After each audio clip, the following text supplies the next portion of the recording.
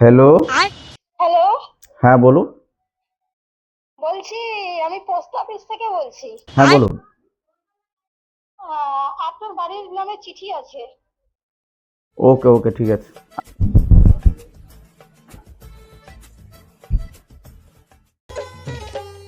ধনকে দেখলু তুই ননিস না মনকে চিনলু না।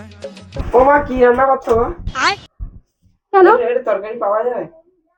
কোনো তরকারি হবে না, একটু ধোয়াবো তরকারি। কোনো তরকারি হবে না, একটু কোনো তরকারি না। দূর হ গুলাম। ভাইয়া না ভাইয়া, হ্যাঁ একটা কোনো কাজ করনি, কোনো করনি, খাইতে আসছু, খাওয়া খাওয়া ব্যায়াম ধরিছে।